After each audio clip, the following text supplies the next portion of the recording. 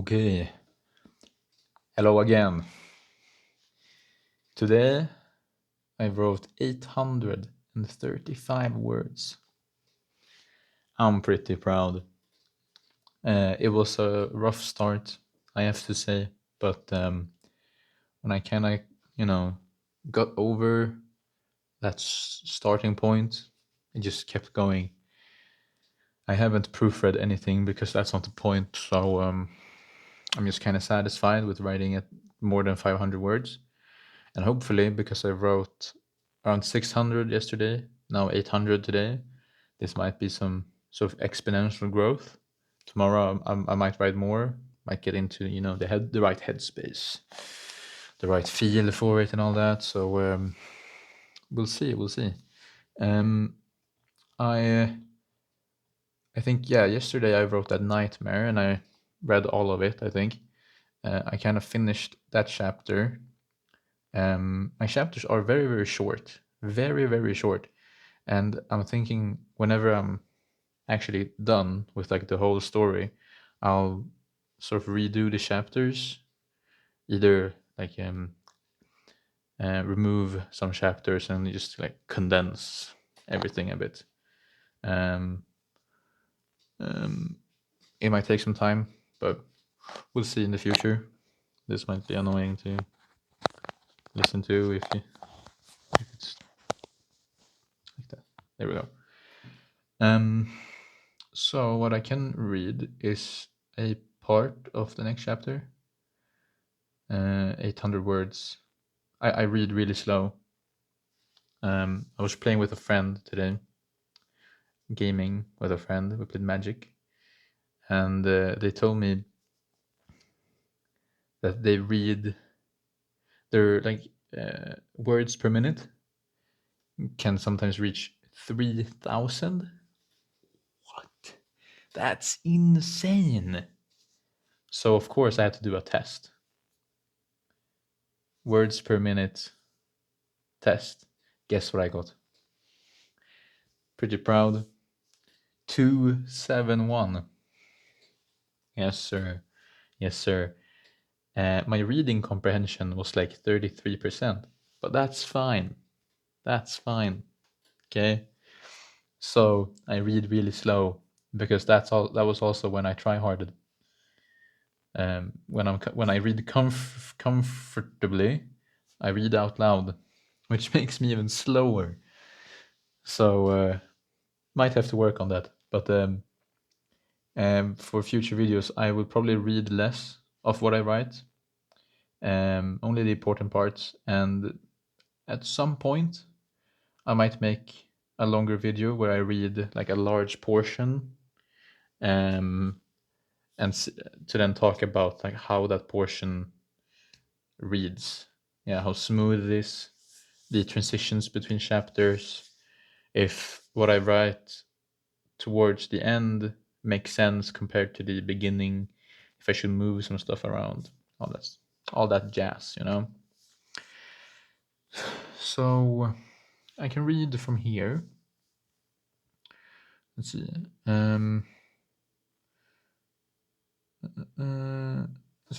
Context: he's shoveling snow. Yeah, he's digging through snow. Here, my muscles in my back and arms complain too much, so I decide to pause for a second. I've already reached the center of the village, and it's only halfway left until I reach the smith. But that's when I hear a door shake from a sudden impact. Someone's trying to brute force the door open. It's from Nyla's house, the smith. Nyla appears to be snowed in. Her head pops up in the window closest to the door, and she waves frantically at me to come over and help her. With a sigh, I begin to shovel towards her instead. I knock on the door as I reach it, and she opens with a smile on her face. She's a lot taller than me, and I never get used to looking up when talking to someone. Annoying storm, huh? I saw Nico wear it as usual. Did you stay out or something? She says with a smile, as if she finds all of it humorous. She begins to walk past me towards her workstation. I fought this thing and won, but I didn't notice the storm until too late. Was almost buried. I hand her a few slices of meat. Here, should be enough until we can hunt again. She stops to glance at me and the meat I'm holding. Enough? She's surprised. That's barely breakfast. And now she's grinning. I take a cut from my share and give more to her. She does deserve it with all the work she's doing. Not only smithing, but because of her strength, she helps out with all sorts of tasks. A jack of all trade, if you will. Thank you, comes out of her with a proud smirk, and she struts away like usual. She's very gentle for her size, and she seems comfortable here. Not many like this environment. More people wake up, and the path I dug turns into a network of paths, which makes all of it look like a web of sorts.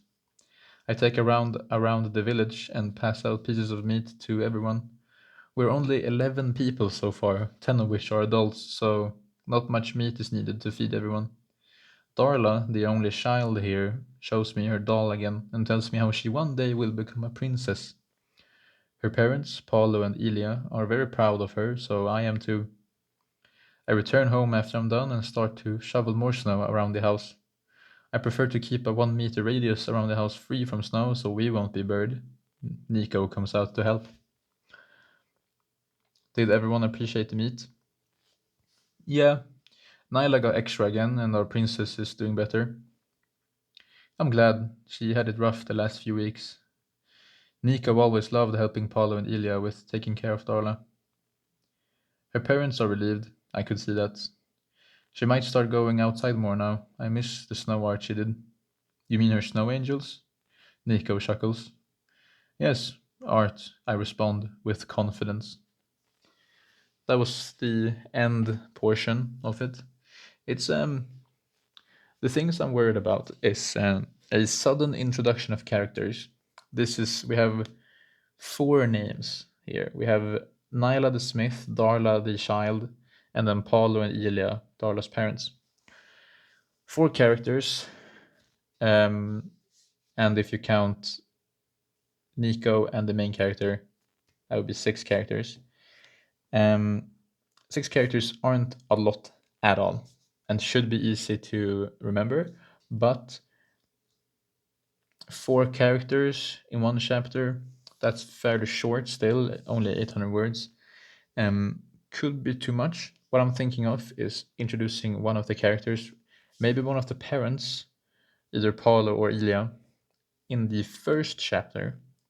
In the first chapter, the main character is caught in this snowstorm, and it could fit if one of the village folk, figured out that he wasn't home yet and went out to search, to just spread out the character introductions a bit, and also to, now that I reference Paul and Ilya again, it could fit better because then you might know, oh, from chapter one, Paulo is this type of guy with this type of daughter, yada yada.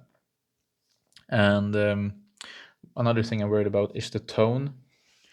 I haven't really talked about my ideas for the story, but the tone will be a lot more obvious later in the story because I'm going for some sort of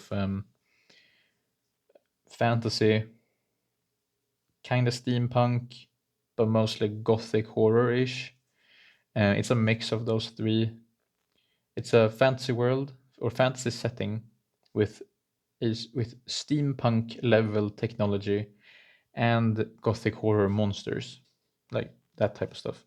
And it's only winter, so I'm trying to like get a nice blend of those. That's why I had a nightmare chapter, the one before, because if if this book were to be turned into a movie, let's say, I would like one of the genres to be horror, so maybe like horror fantasy, horror action, something like that.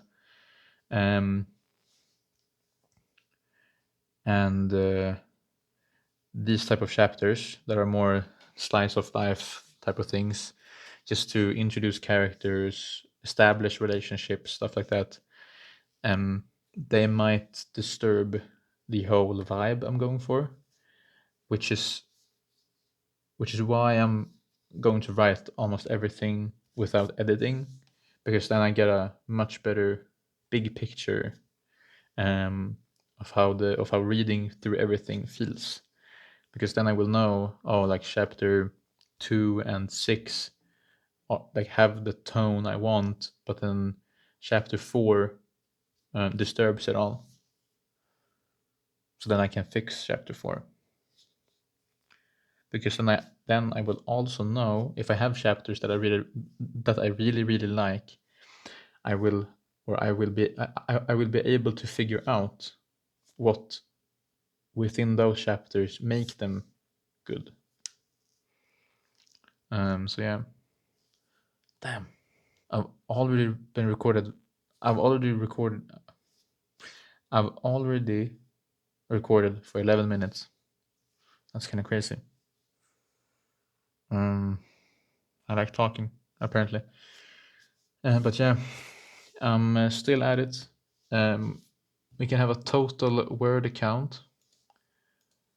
Yeah, I have written in total 2,399. So 1 word short of 2,400. But that's pretty solid, for me at least. A lot more is left. I think my sub goal is 30,000 for this idea, for this like kind of like challenge. But I want the story. I don't have a milestone for the story. If the end fits at 50,000 words, then the story is that long. I won't force it to be longer. But yeah, at least 50 towards 80. That would be nice. I don't want this book to be too short or too long, you know. And it also needs to, like, the length of the story needs to fit the story as well. If I have this like huge grand ending, but there's only 5 chapters, then it will become kind of rough to, you know, fit the whole progress towards that ending in 5 chapters, you know, and vice versa. So we'll see. But yeah, thank you again. Take care.